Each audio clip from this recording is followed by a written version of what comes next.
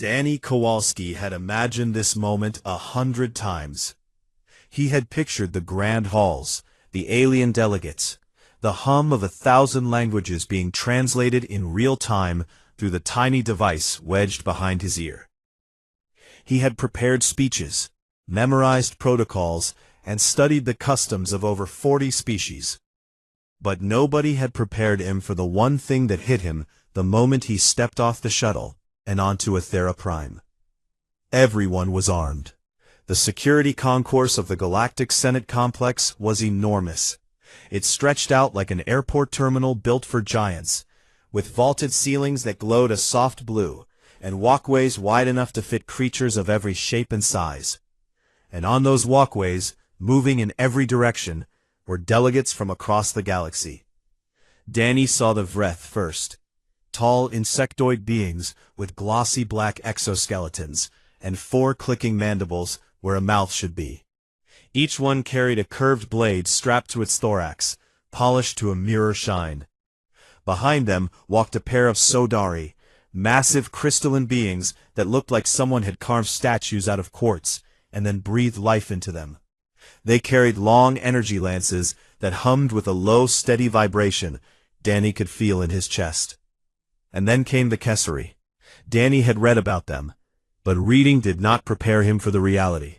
They were 8 feet tall, covered in dark, scaled skin that looked like wet stone. Their jaws were wide enough to fit a human head inside, and their eyes burned a deep amber.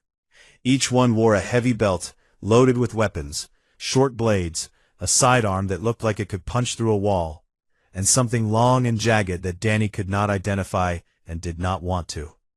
Every species carried something. It was tradition, Megan had told him on the shuttle ride over. Weapons at the assembly were a symbol. They represented a species' sovereignty, their willingness to stand behind their word, with force if necessary. It was considered an honor to carry your species' weapon into the Senate chamber, a sign of pride. Megan Pratt walked beside him, her heels clicking on the polished floor. She was his aide, his attaché, and in many ways, his lifeline. She was a head shorter than Danny, with sharp brown eyes and dark hair pulled back tight. She had spent 6 years working in the Human Diplomatic Corps, and she knew more about galactic politics than most people knew about their own families. She was also, Danny had quickly learned, not someone who tolerated nonsense. They reached the security checkpoint together. The line moved quickly. Species after species passed through the scanning arch, their weapons registering on the system, catalogued and approved. A Vreth officer stood at the far side, checking each delegate through with a series of quick taps on a floating display. Danny stepped through the arch. The arch turned red. A sharp tone rang out, and the Vreth officer raised one long, segmented arm. Danny stopped. Megan stopped behind him. The delegates in line behind them slowed and stared. "Human delegation," the Vreth officer said. Its voice was translated through Danny's earpiece into flat, emotionless English. "You are subject to Galactic Compact Provision 742. No weapons of any kind, ceremonial, functional, or decorative, are permitted on your person within assembly grounds." Danny blinked. "I'm not carrying any weapons." The officer tapped its display again. "The scan has flagged your belt buckle as a potential impact tool. Please remove it or replace it with an approved alternative." Danny stared at the officer. Then he looked down at his belt. It was a plain leather belt with a small metal buckle. He looked back up at the Vreth officer, then at the Kessari delegate 3 spots behind him, who was carrying what appeared to be a short sword and a plasma pistol. "You're serious?" Danny said. "Provision 742 is not discretionary," the officer replied. Megan stepped forward. Her voice was calm, but Danny could hear the edge underneath it. "We were not briefed on this provision. I want to file a formal objection with the Senate Secretary's office." The officer was unmoved. "You may file any objection you wish. The provision remains in effect. It has been in effect for 60 standard years. It applies to all human delegates, staff, and visitors, without exception."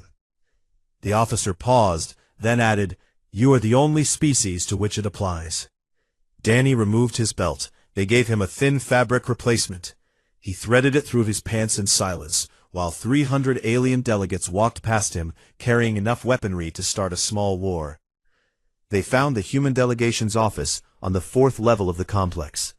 It was small, not insultingly small, but noticeably modest compared to the sprawling suites Danny had glimpsed on the way up. He sat down at the desk, pulled up a secure channel, and called Admiral Lena Garza back on Earth. Lena Garza was in her 60s, with silver hair cut short and a face that had seen more classified briefings than sunlight. She had been part of the first generation of humans to interact with alien species, and she carried that weight in her eyes. "Nobody told me about Provision 742, Danny said. He kept his voice level, but his jaw was tight. Lena was quiet for a moment. Then she said, "I know. You knew about this and you didn't tell me?" "It's not a punishment, Danny." Her voice was careful. "It's a precaution, and not the kind you think." "Then what kind is it?" Lena looked at him through the screen. She seemed to be weighing something. "I can't explain it over an open channel. You'll understand in time. Just do your job, represent us well, and don't make a scene about the provision." The call ended. Danny sat in the quiet office and stared at the wall. Megan leaned against the doorframe with her arms crossed. "That was helpful," she said. Danny did not laugh. Their first assembly session was that afternoon. The main chamber was a vast circular hall with tiered seating that rose up in concentric rings. Each species had a designated section, marked with their emblem and fitted with furniture designed for their specific anatomy. The human section was near the middle. Not a bad position, actually. Danny sat down. Megan sat beside him. Around them, hundreds of armed delegates settled into their seats with the casual confidence of people who had done this 1,000 times. Danny felt naked. The session was procedural. Trade routes, resource allocations, a border dispute between two species Danny had never heard of. He listened, took notes, and tried to focus, but he kept glancing at the weapons. A jeweled dagger on the hip of a Vreth diplomat. A massive warhammer resting against a Kesari delegate's chair like a walking stick. An energy blade humming softly in the hands of a slender, blue-skinned being whose species name Danny could not pronounce.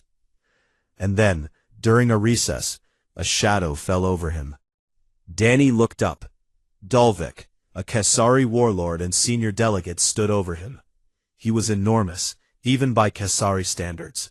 His amber eyes looked down at Danny with an expression that was hard to read on a face built for intimidation.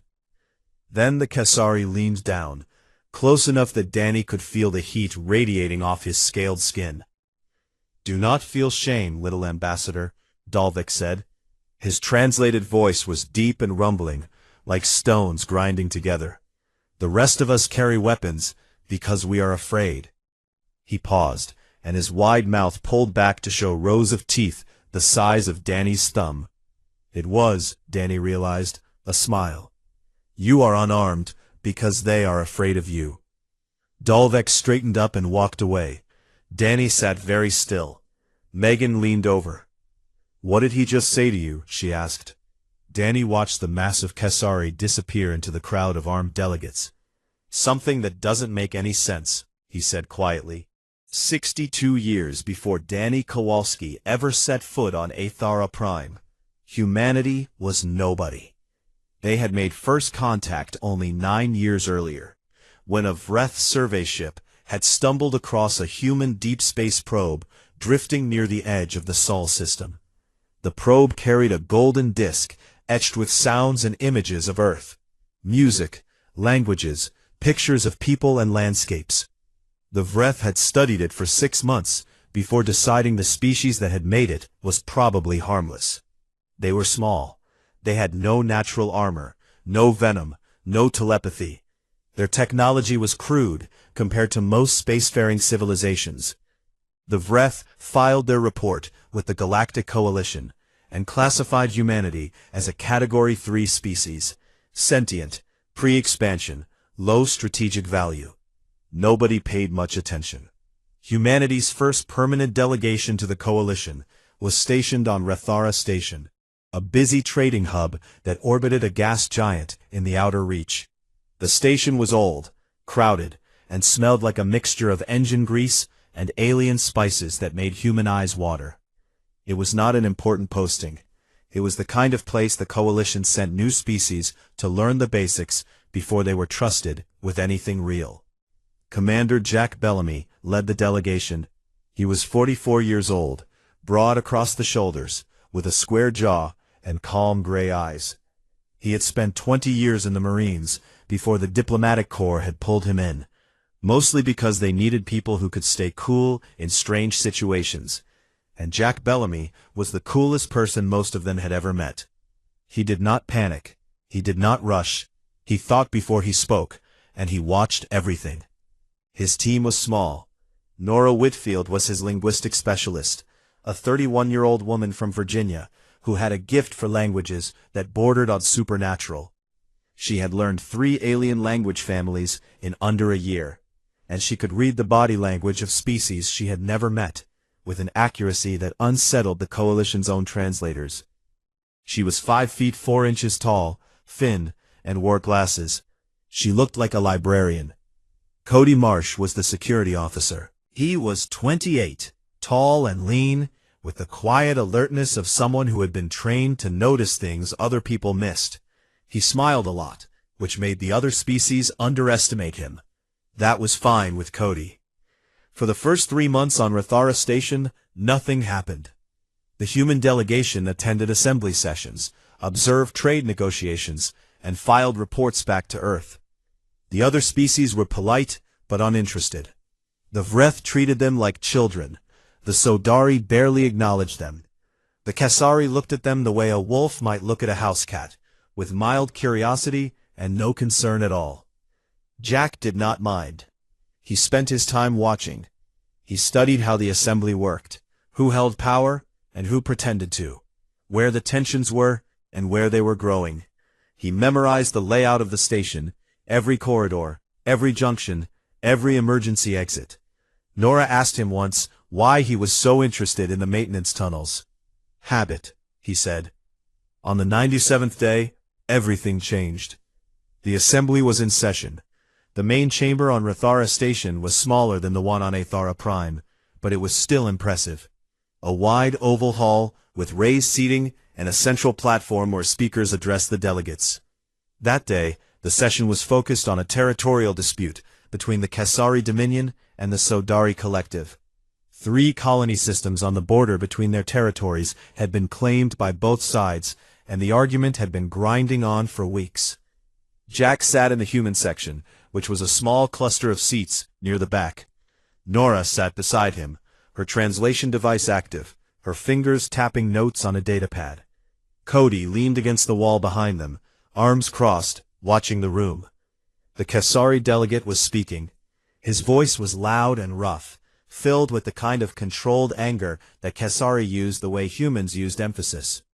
The Sodari delegate responded in a voice like wind chimes in a storm, calm on the surface, but vibrating with tension underneath. Then the doors blew open.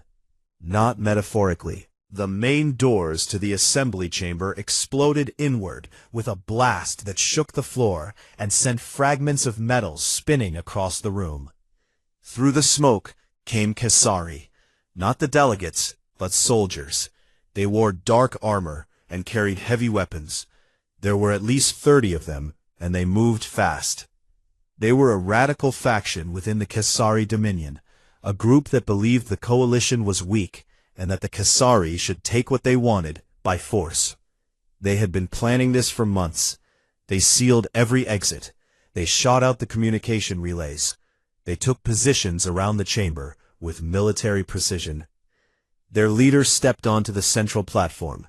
He was scarred and massive, even for a Kasari. He held a neutron charge in one clawed hand, a device the size of a football that could vaporize everything within 200 meters. He made his demands. The Sodari would cede the 3 colony systems immediately. The Coalition would recognize Kasari territorial expansion. If his demands were not met, within 1 hour, he would detonate the charge and kill every delegate in the room. The chamber went silent. And then it went wrong in a way nobody expected, not because of the terrorists. because of everyone else. The delegates froze, every single one of them. The Vreth clicked their mandibles in rapid, panicked patterns. The Sodari stood perfectly still, their crystalline bodies humming at a frequency that meant deep distress. Other species clutched their ceremonial weapons, but did nothing. Protocols dictated negotiation. No species wanted to act alone and risk being blamed for escalating the situation. No one wanted to be the first to move. Fear locked the room in place. Jack Bellamy watched all of this in the space of about 40 seconds. He looked at the positions of the insurgents. He counted them. He noted their weapons. He studied the leader on the platform and the way the Kesari held the neutron charge, in his left hand, close to his body, arms slightly extended. Then he looked at Cody. Cody looked back. They did not need to. Cody gave a single small nod. Jack moved. He did not run. He walked, fast, direct and low. He grabbed a chair as he passed the Vreth section and broke it against the floor without slowing down. He kept the longest piece, a metal strut about 2 feet long. He reached the first insurgent before the Kesari even registered that a human was moving toward him. Jack hit him once in the joint, where the Kesari's armored neck met his shoulder, the one gap in their natural plating. The Kesari dropped. Cody came from the other side. He had grabbed a fire suppression canister from the wall. He discharged it directly into the face of the second insurgent, blinding him, then used the heavy canister itself as a weapon, driving it into the Kesari's knee. The joint buckled. The Kesari went down. Cody took his weapon.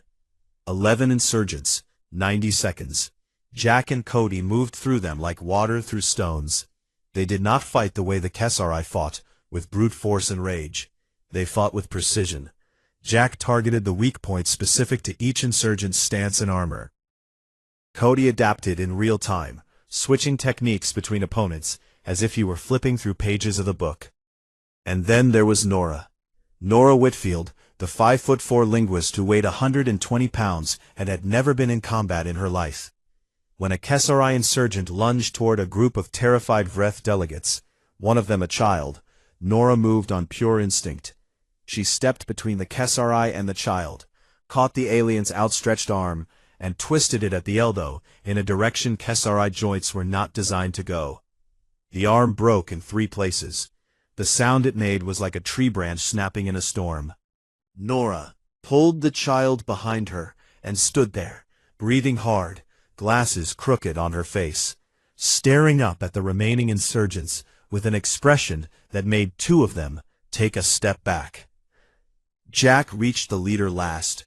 The Kesari with the neutron charge saw him coming and raised the device, thumb over the trigger. Jack did not slow down. He closed the distance in 3 strides, caught the Kesari's wrist with one hand, and drove the heel of his other palm into the leader's elbow. The arm folded. The neutron charge fell. Jack caught it before it hit the ground. Silence. The entire chamber stared at the 3 humans. Dozens of species, hundreds of delegates, all of them armed. None of them had moved. 3 unarmed humans had ended the crisis in under 2 minutes. But it was not gratitude on their faces. It was fear. They looked at Jack Bellamy standing on the platform, barely breathing hard, holding a neutron charge in one hand, and a broken chair leg in the other. They looked at Cody Marsh, surrounded by fallen Kesari twice his size. They looked at Nora Whitfield, a civilian, a linguist, standing over a broken warrior with her fists still clenched. And something shifted in the room, something quiet and deep and permanent. Within 1 standard week, the proposal for Provision 742 was submitted to the Galactic Senate. It passed without opposition. Even humanity's own delegation voted in favor, after a classified briefing whose contents were never made public. Humans would never carry weapons in a galactic assembly again, not because they had done something wrong, but because the galaxy had just learned what humans could do without them. Danny could not stop thinking about what Dolvek had said. They are afraid of you. It made no sense. Danny was a diplomat. He was 5'10", 170 pounds. with a bad knee from a college basketball injury and a habit of drinking too much coffee. The idea that anyone, let alone an 8-foot Kasari warlord, carrying enough weapons to arm a small platoon, would be afraid of him was absurd. But the words stayed with him.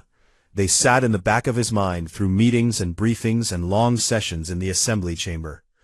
They whispered to him every time he walked through the security checkpoint and saw delegates from every other species in the galaxy pass through with their weapons while he emptied his pockets and let them scan his shoes. 2 weeks after his arrival, he told Megan he wanted to find out the truth. The truth about what? She asked.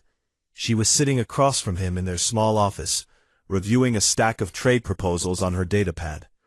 About Provision 742, about why it exists, about what happened. Megan looked up. You know what happened. The Rathara Station incident. Commander Bellamy and his team stopped a hostage situation. It's in the public record. The public record says they stopped a crisis and the provision was passed afterward. It doesn't say why.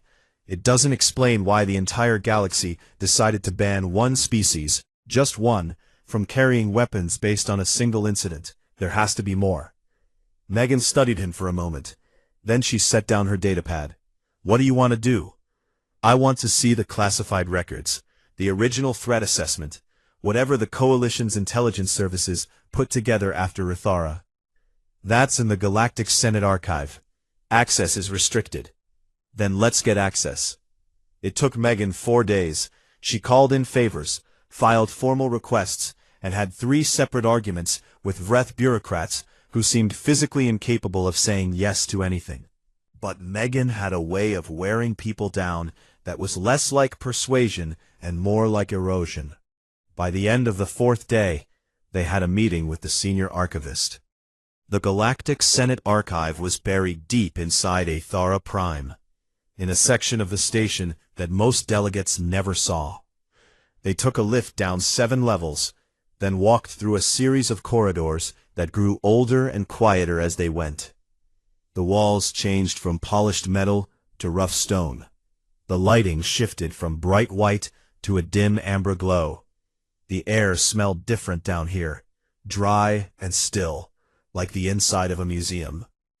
The archivist was waiting for them at the entrance. Sarah was a Vreth, but older than any Danny had seen before.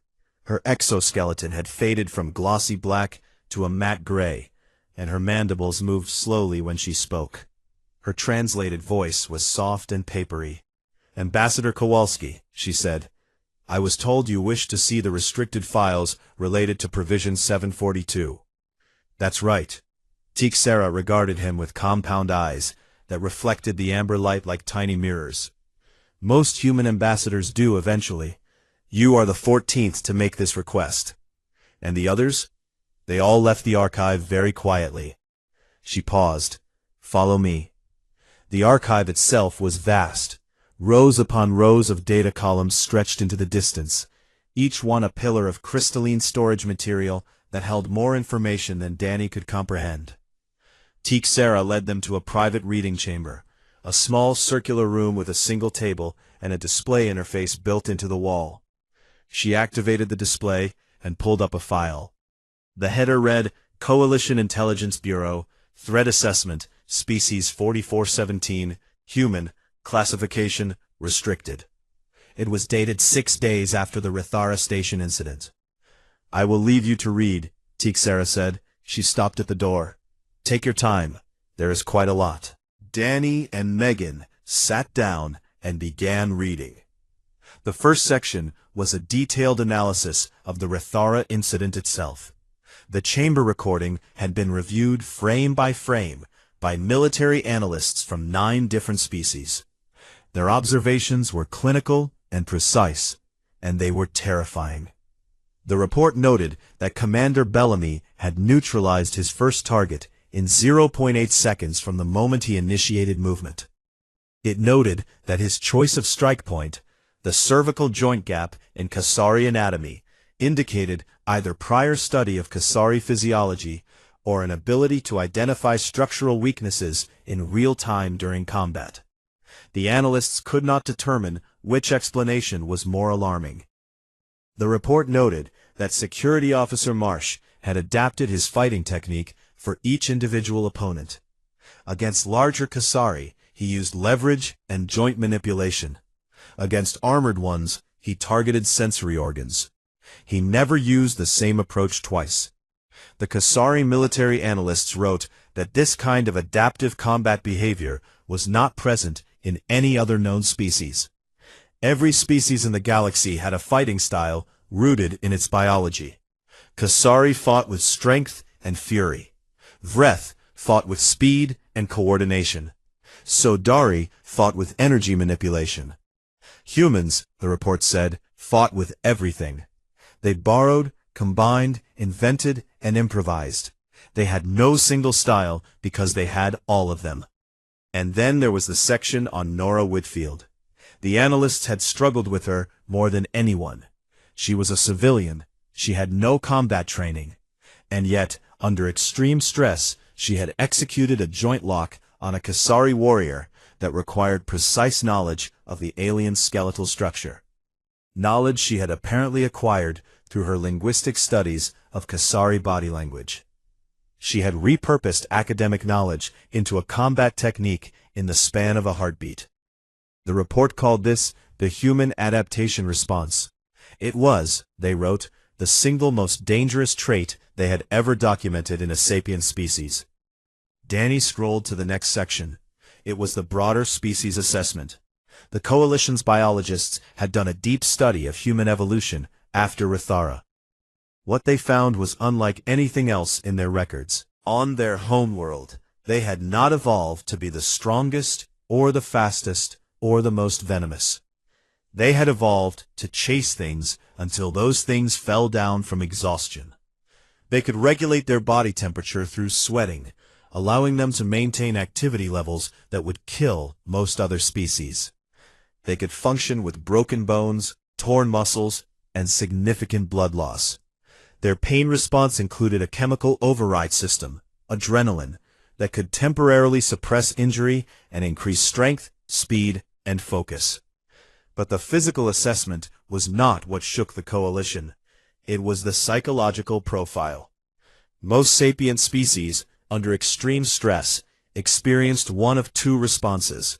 They either panicked and fled, or they entered a state of blind rage and attacked without strategy. The Kesari were famous for the second response. The Vreth were known for the first. It was biology. It was how their brains were wired. Humans experienced both responses simultaneously, and they controlled them. Under stress, a human's body flooded with adrenaline and cortisol. Their heart rate spiked, their muscles tensed, their senses sharpened. And unlike every other species studied, their higher cognitive functions did not shut down. A human in a crisis was not a panicked animal or a mindless berserker. A human in a crisis was a calm, focused, creative problem solver who also happened to have the strength and speed of a creature in survival mode. The report called it the paradox. Fear and clarity, rage and precision, all at the same time. Danny kept reading. The next section was about human military history, and it was the longest part of the report.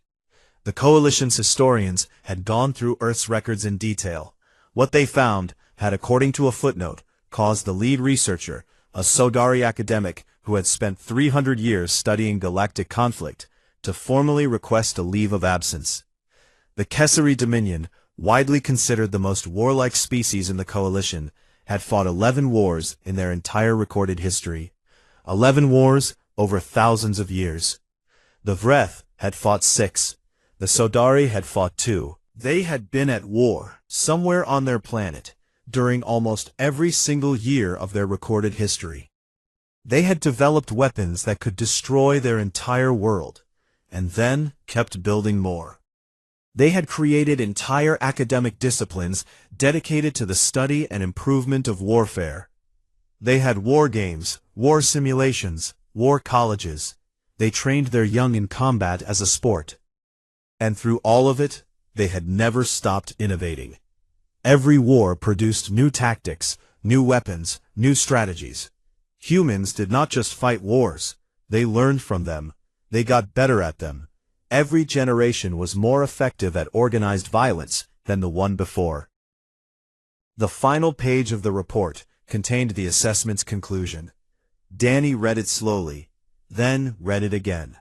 Under no circumstances should human delegates be permitted to carry weapons in any galactic forum.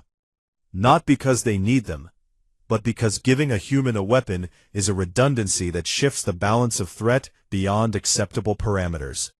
Below the conclusion was a single quote, attributed to a Sodari military theorist named Kreth Al-Van. Megan read it out loud in the quiet of the archive chamber, and her voice was barely above a whisper. Every other species in this coalition carries a weapon because it makes them dangerous. A human carrying a weapon does not become dangerous. A human is already dangerous. The weapon simply decides the radius. Danny leaned back in his chair. The display glowed in front of him. The archive was silent. Megan sat beside him for a long time, without speaking. Then she said, very quietly, "Well, that explains the belt buckle." Danny almost laughed. Almost. They left the archive the same way the 13 ambassadors before them had left it. Quietly, with a new understanding sitting heavy on their shoulders, like a coat they could not take off. Teak Sarah watched them go from the entrance, her old compound eyes catching the light. "Did you find what you were looking for?" she asked. Danny stopped. "I found out what they think we are." Teak Sarah tilted her head. "And what do you think you are?" Danny did not have an answer. Not yet. The months that followed changed Danny in ways he did not fully recognize until later. He settled into his role as ambassador. He attended sessions, negotiated minor trade agreements, and sat through endless committee meetings where species argued over resource allocations with the kind of passion that humans usually reserve for sports. He learned to read the room, not just the words being spoken, but the subtle signals underneath. The way a Vreth's mandibles tightened when they were lying. The way a Sodari's crystalline body shifted color from pale blue to deep violet when they were angry but trying to hide it. The way a Kesseri's tail moved in small, tight circles when they were about to make a concession. Megan was even better at it. She sat in committee sessions and said very little, but when she did speak, her observations were so precise that delegates from other species started requesting her presence at their own meetings. She had a way of cutting through political noise and finding the real issue underneath. A Vreth trade minister once told Danny, with what seemed like genuine bewilderment, that talking to Megan Pratt was like being examined by a physician who could see through your skin. Danny spent his evenings studying. Not diplomatic files, not trade reports. He studied the station. He walked every corridor on Athara Prime. He learned the layout of every level, every junction, every maintenance shaft, every emergency bulkhead. He studied the ventilation system, the power grid, the evacuation routes. He mapped the security checkpoints and noted which ones could be sealed remotely and which ones required manual override. He memorized the locations of every fire suppression station, every tool storage locker, every structural weakness in the walls and floors. Megan caught him at it one night, 3 months in. She found him in a maintenance corridor on the lower levels, running his hand along a bulkhead seam. "What are you doing?" she asked. "Learning the building." "Why?" Danny looked at her. In the dim light of the maintenance corridor, his expression was hard to read. Because Jack Bellamy learned Rathara Station. Every corridor, every exit, every choke point. And when the crisis came, that knowledge saved everyone in the room. Megan was quiet for a moment. "You think something is going to happen here?"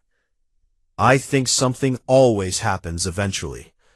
And I think the difference between the people who survive and the people who don't is usually preparation." She studied him. "You're not the same person who got upset about a belt buckle." "No," Danny agreed. "I'm not." The crisis came on a Tuesday. Danny was in the assembly chamber for a routine session on interstellar shipping regulations. Megan was beside him. Dolvek was in the Kesseri section, looking bored in the way that only a Kesari warlord could, like a predator forced to sit through a lecture. The chamber was full. Over 400 delegates from dozens of species, all in their assigned sections, all armed with their ceremonial weapons. The first sign was a vibration, not the gentle hum of the station systems, but something deeper and sharper.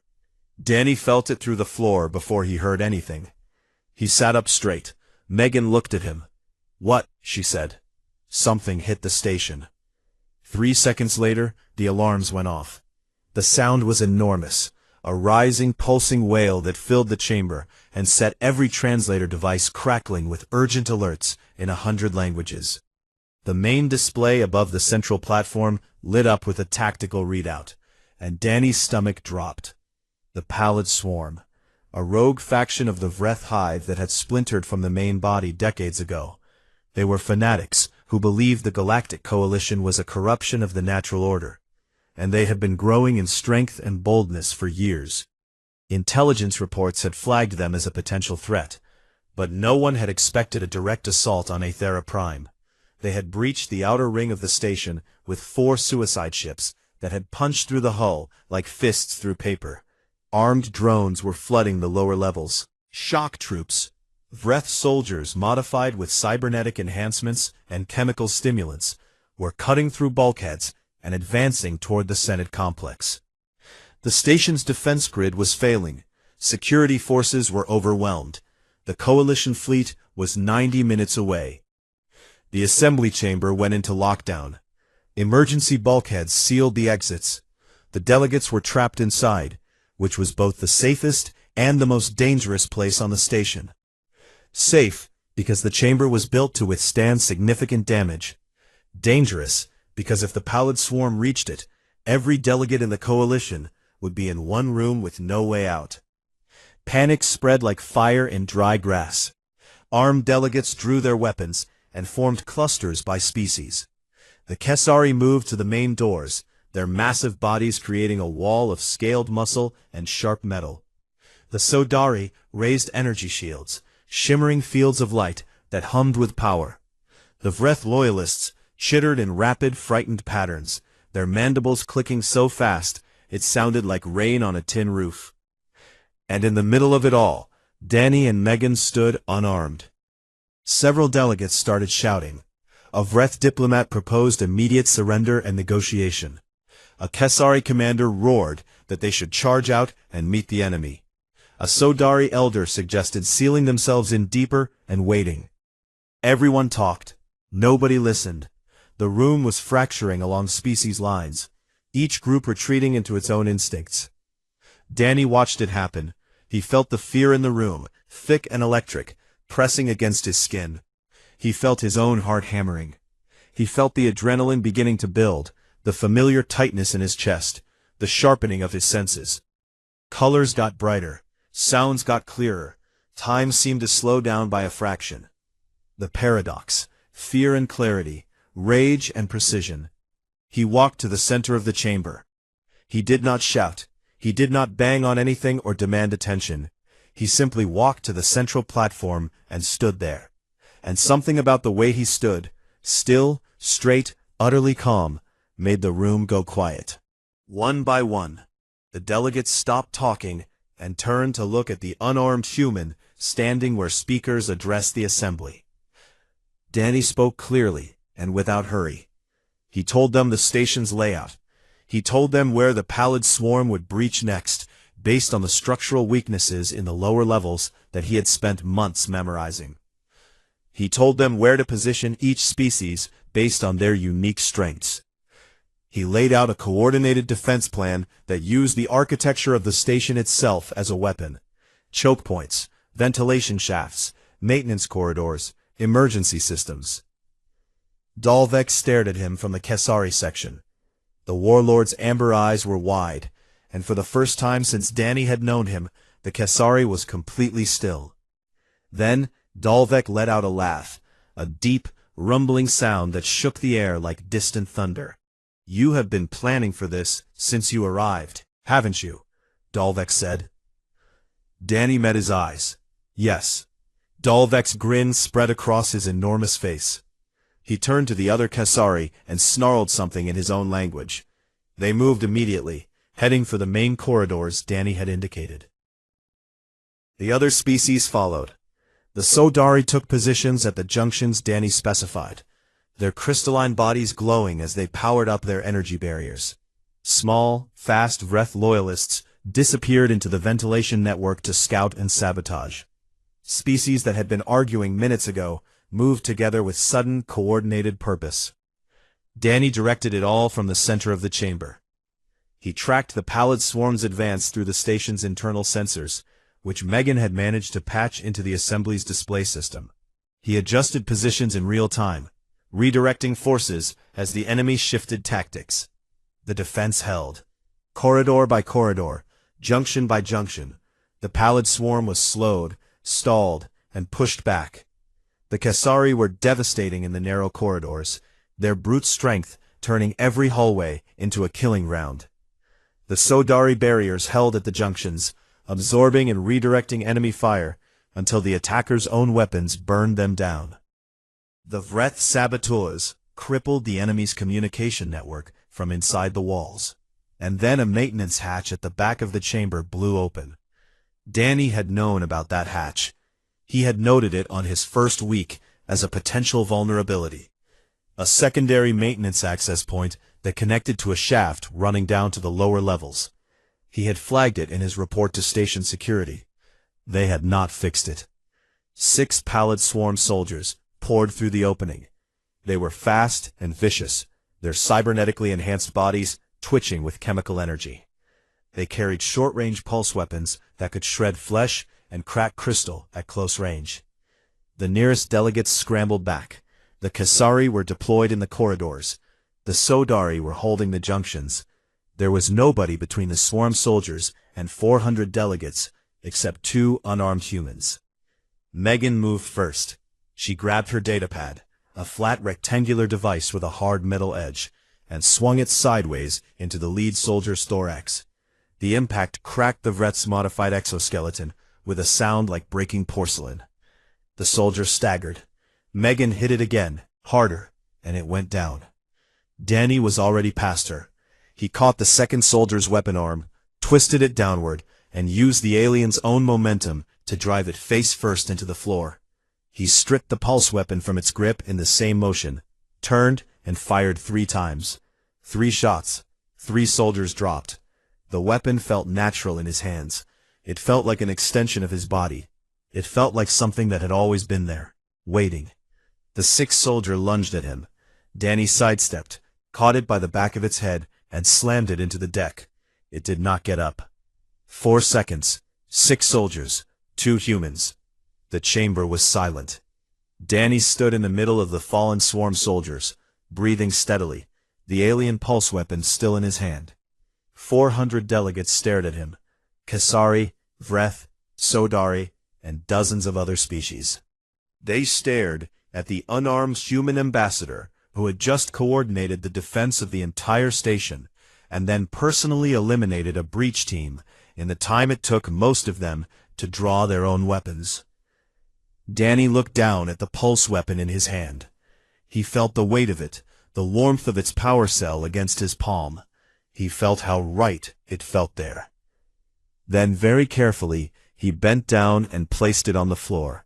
He straightened up and stepped away from it. He looked at the hundreds of faces watching him. He saw the same expression he had read about in the archive, the same expression that had been on the faces of the delegates at Rethera Station 62 years ago. Not gratitude, not anger. Something older and deeper, something that lived in the part of the brain that recognized a predator. Danny took a breath. That, he said quietly, is why they don't let us carry those. Nobody spoke. Nobody moved. Then Dalvek's laugh rolled through the chamber like thunder after lightning, and the spell broke. The Coalition fleet arrived 93 minutes after the first breach. By then, it was almost over. The pallid swarm's assault had broken against the coordinated defense Danny had organized, like a wave hitting a seawall. The Kasari, had held the corridors with savage efficiency, their massive bodies filling the narrow passages like living barricades. The Sodari had turned the junctions into walls of light that no enemy weapon could penetrate. The Vreth loyalists had crawled through the ventilation shafts and cut the swarm's communication lines one by one, until the attackers were fighting blind and scattered. When the coalition warships locked onto the station and deployed their boarding teams, the remaining swarm soldiers were already falling back. By the time the Marines swept through the lower levels, there was no one left to fight. The battle was over. The station was secure. The cost had been real. 17 station security officers were dead. 43 delegates had been wounded, most of them minor injuries from shrapnel and falling debris. 2 Kasari warriors had been killed, holding a corridor on the lower level. And their bodies were carried out with full honors by their comrades, their weapons placed across their chests in the Kasari tradition of the fallen. But 400 delegates were alive, the Senate was intact, and the Galactic Coalition had not been shattered by a fanatical splinter group with suicide ships and a death wish. In the hours after the battle, Danny Kowalski became the most talked-about human in the galaxy. The chamber recording was everywhere. Every species, every network, every corner of the Coalition had access to the footage. They watched the unarmed human ambassador walk to the center of a room full of panicked armed aliens and take command. They watched him direct the defense of the station with the calm precision of someone who had been preparing for this exact moment. They watched him and his aide dismantle a breach team with their bare hands and a datapad. And they watched him put the weapon down. That moment, Danny carefully placing the pulse weapon on the floor and stepping away from it, became the most replayed image in the Coalition's media networks. Analysts from every species dissected it. The Kasari called it a display of dominance more powerful than any show of force. The Sodari called it a demonstration of philosophical discipline. The Vreth called it terrifying. Danny did not watch the recordings.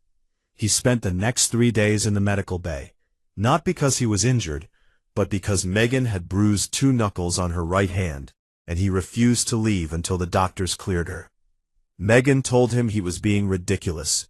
He told her she had earned the right to have someone be ridiculous on her behalf. On the 4th day, the Galactic Senate convened an emergency session. The chamber had been repaired with remarkable speed. The maintenance hatch had been welded shut permanently, and new security barriers had been installed at every access point. The delegates filed in slowly, many of them still bandaged or moving carefully. But they came.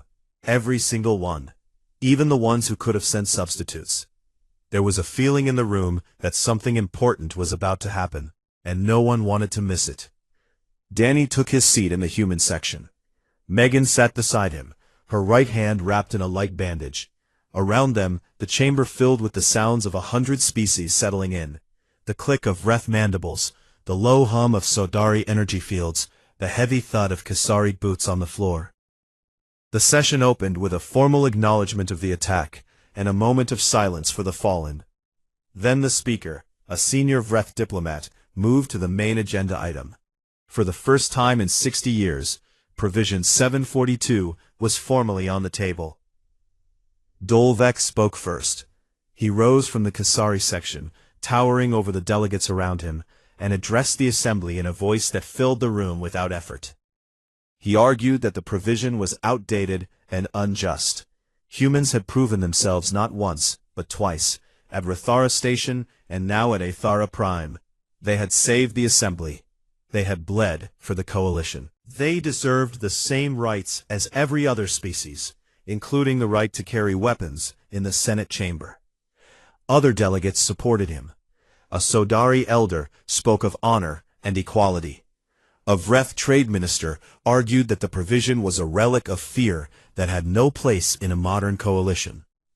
Even species that had historically been indifferent to human affairs stood to voice their support for repeal. The motion was clear. The momentum was overwhelming. Provision 742 was going to be struck down, and humans would walk into the assembly armed for the first time in over 60 years. The vote was called. Danny voted against repeal. The chamber went still, not quiet, still. The kind of stillness that happens when hundreds of beings all stop moving at the same moment. Even the ambient hum of the Sodari seemed to dim. Megan turned to him. Her eyes were wide. Danny. Dolvek was on his feet. Explain yourself, Ambassador. Danny stood. He looked out at the assembly, the hundreds of faces, the dozens of species, the weapons on every hip and belt and harness. He had thought about this moment for days. He had written speeches in his head and thrown them away. In the end, he decided to just say what was true. He told them that when he first arrived on Athara Prime, the provision had made him angry. He had felt singled out, humiliated, diminished. He had walked through the security checkpoint and watched every other species carry their weapons with pride, while he was told to remove his belt buckle. He had felt like a child being punished for something he did not do. He told them that he had gone to the archive. He had read the threat assessment. He had seen what the galaxy thought of his species, written in clinical language by analysts who had studied humans the way scientists study a dangerous animal. He had read about the wars, the weapons, the 1,000-year history of organized violence that had no parallel in galactic records. And he told them that during the attack, when the pallid swarm breached the chamber, and he had picked up that pulse weapon, he had understood something. The weapon had felt natural in his hand. It had felt like it belonged there. He had used it with an ease that had nothing to do with training, and everything to do with what humans were. He had felt the part of himself that the threat assessment described, the persistence predator, the adaptive killer, the species that turned everything it touched into a tool for destruction. He had felt how easy it was, and that was exactly why the provision needed to stay. Danny looked at Dolvek. You said once that the rest of the assembly carries weapons because they are afraid, and that I am unarmed because they are afraid of me. You were right. But I don't think the answer is to give the galaxy more reasons to be afraid. He turned back to the full assembly. Humans are not better than any species in this room. We are not smarter, or stronger, or more worthy. But we are different in one specific way, and that difference matters. We are disproportionately dangerous, not because of what we carry, but because of what we are. The provision recognizes that, and I think it should stand. He paused. The chamber was absolutely silent. But I want to change its meaning. Danny proposed a modification. He called it Provision 742A. Under the new provision, humans would continue to remain unarmed in all galactic assemblies. The restriction would stay in place, willingly and permanently. But in exchange, humanity would formally accept a new role within the coalition, the role of guarantor of assembly security. It would be humanity's permanent obligation to protect the assembly and every delegate within it, in times of peace and in times of crisis. The restriction would not be a punishment. It would be a responsibility. Humans would be unarmed not because the galaxy feared them, but because the galaxy trusted them enough to stand between every species and every threat, with nothing but themselves. The chamber absorbed this in silence. Then Dolvek spoke. You are asking the galaxy to trust the most dangerous species in the coalition to protect it, unarmed. Yes, Danny said. Why would they agree to that? Danny looked at him steadily. Because you've seen what we can do without weapons. Imagine what we can do with purpose. The vote took less than 5 minutes. Provision 742A passed, not unanimously. 3 species abstained, and 1 voted against. But the majority was overwhelming. The provision was ratified, recorded, and entered into the permanent record of the Galactic Coalition. Humans would remain unarmed, and humans would stand guard. After the session, Danny and Megan walked out of the chamber together. The corridors of Athera Prime were busy with delegates and staff moving in every direction, the station slowly returning to its normal rhythm after the chaos of the attack. Danny walked in silence. The weight of what he had just done sat on his shoulders, but it did not feel heavy. It felt right. Footsteps behind them, heavy ones. Dalvek fell into step beside Danny, his massive frame dwarfing both humans. For a long moment, the Kessari warlords said nothing. They just walked together through the corridor, three figures in a stream of alien traffic. One enormous and armed to the teeth, two small and carrying nothing at all. Then Dalvek looked down at Danny and spoke.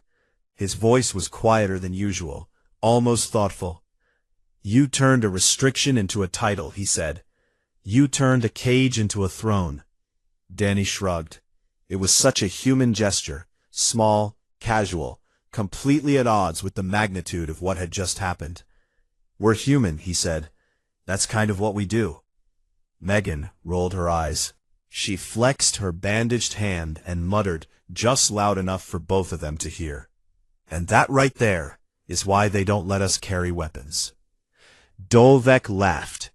The sound echoed through the corridor and made a group of passing Vreth diplomats scatter in alarm. Danny smiled. Megan shook her head. They kept walking. Behind them in the great chamber of the Galactic Senate, the new provision glowed on the central display. And somewhere in the archive, 7 levels below, the old threat assessment sat in its crystalline column, unchanged and unchanging. A human is already dangerous. The weapon simply decides the radius. But now the galaxy knew something else, something the threat assessment had never considered, something that no clinical analysis could measure. A human with a purpose was more powerful than a human with a weapon, and a human who chose restraint was more terrifying than one who chose violence. The galaxy was beginning to understand, and that, more than anything, was why the other species were afraid.